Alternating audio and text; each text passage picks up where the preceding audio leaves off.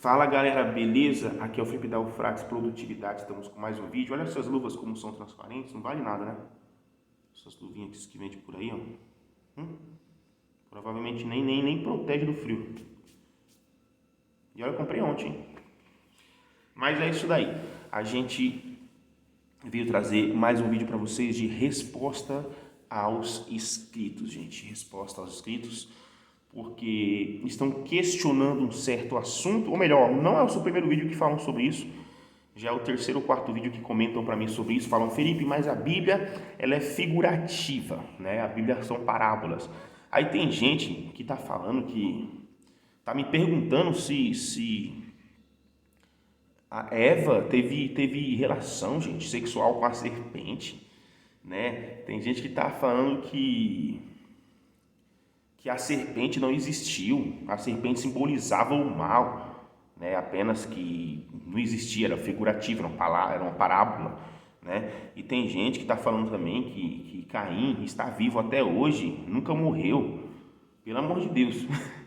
Né? Tem muitas coisas que estão questionando nos vídeos, sabe, assim, que são meio sem cabimento, gente, são coisas meio sem cabimento mesmo, né? E eu vim aqui para responder apenas uma delas hoje, tá? Depois a gente vai entrar melhor no assunto. Se você tiver sua dúvida, deixa na descrição desse vídeo aqui, ou então na descrição de algum vídeo, que eu vou tentar ver, né, as perguntas mais ocasionadas, e vou fazendo os vídeos para responder a vocês, tá bom?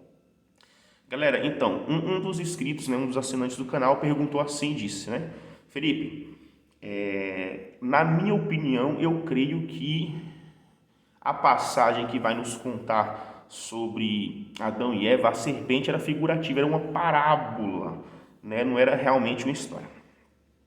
Galera, quando nós falamos de parábola, nós automaticamente lembramos do que? Parábola vai nos lembrar das histórias figurativas que Jesus contava em metáforas no Novo Testamento. Para o quê? Para que as pessoas ouvissem e não entendessem. Isso está na própria Bíblia, né?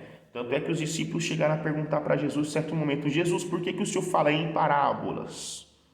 E Jesus disse, né, porque eles têm ouvido, né, mas não ouvem, né? Eles têm olhos, mas não veem. E a intenção de Deus é que eles realmente não entendessem, só entendessem os escolhidos, né?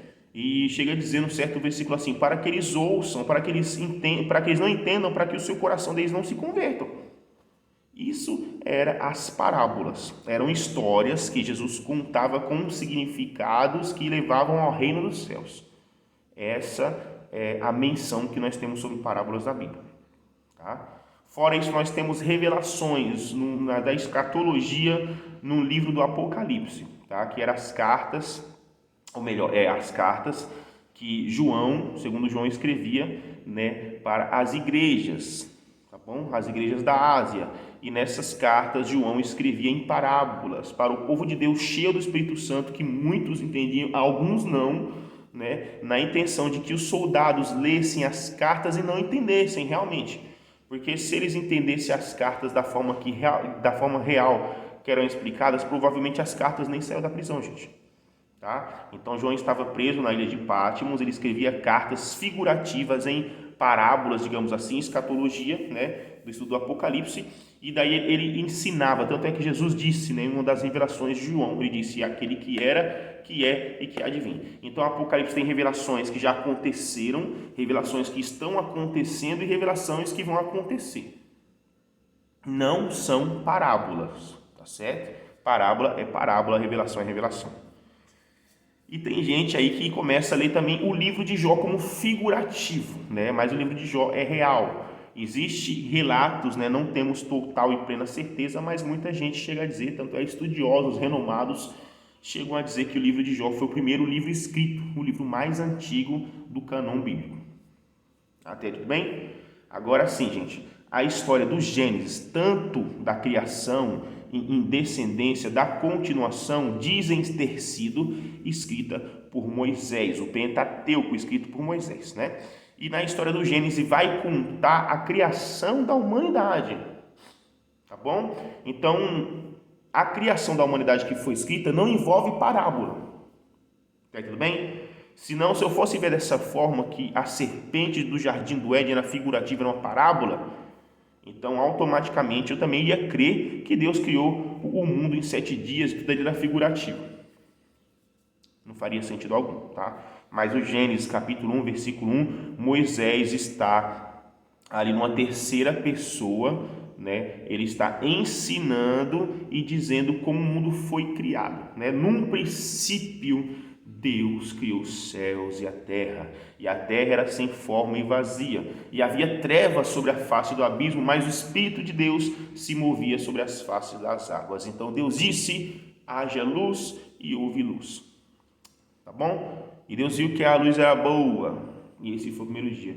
Isso, na terceira pessoa, creio eu que essa terceira pessoa era Moisés, estava contando a história da criação da humanidade, sem parábolas, é uma história concreta, tá? E daí ele começa a contar a história, tanto é que quando acaba a criação, ele começa a dizer sobre o jardim do Éden, começa a contar as descrições, e ele chega a dizer: a serpente era o animal mais astuto dos animais que Deus criou, né? Dos animais do campo.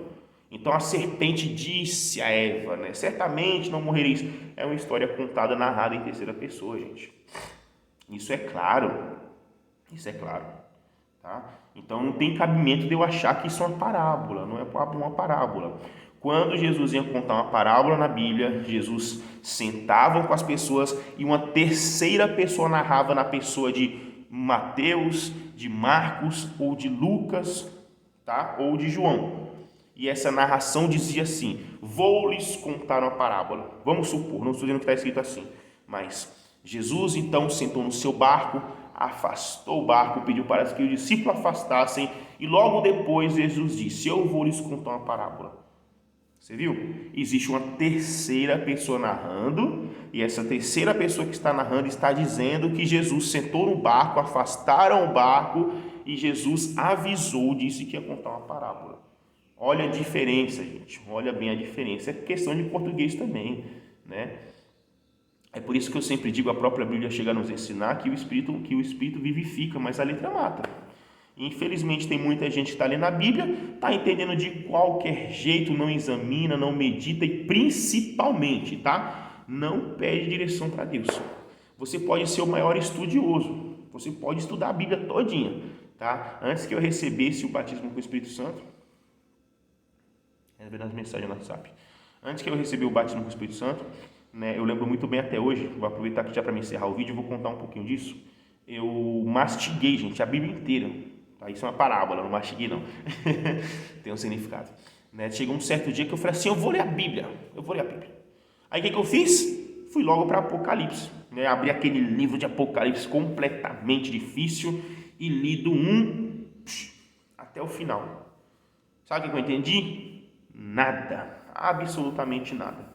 Uma coisa que eu tinha certeza é que aqueles animais, aquela besta que ia surgir do mar, e aquela mulher que estava em cima da besta, e aqueles bichos que tinham cauda de escorpião, com cabeça de homem e corpo de leão, eu entendia que ali não era figurativo, mas eu entendia que ali era real.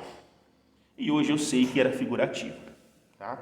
Então assim, eu mergulhei na Bíblia, li tudo o livro de Apocalipse, mas não entendi nada.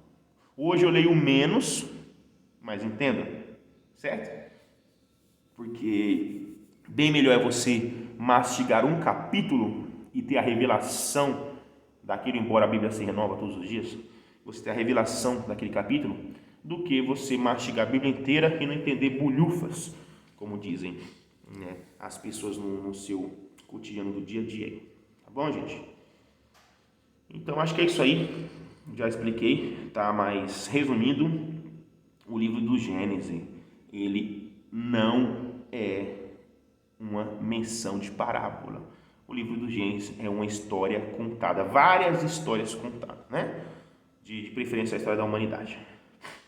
E então, coloquem isso na mente de vocês, tá? Se você tem alguma dúvida, deixa na descrição do vídeo pra gente. Aí, Felipe, faltou uma dúvida sobre certo assunto, você fez um vídeo lá que comentou sobre certas coisas, eu não entendi, não concordo. Ninguém é obrigado a concordar com nada não, gente. Mas eu vou tentar, né, colocar na sua mente, na sua cabeça. Garanto a vocês que tudo que eu ensino é com muito cuidado, com muito carinho, e jamais eu queria passar um conteúdo errado para ninguém. Ao contrário, eu estou aqui para passar um conteúdo correto, coisas que o próprio Deus me deram e coisas que eu vi, revi, reli e sei, tá bom? Coisas que eu não sei, eu simplesmente não respondo, então mesmo deixo aquele pontozão de interrogação, beleza? Então, muito obrigado a todos vocês, gente, um abraço para vocês, desculpa estar demorando um pouquinho para postar vídeos, tá fazendo muito frio em São Paulo, mas obrigadão aí, até o próximo vídeo, valeu!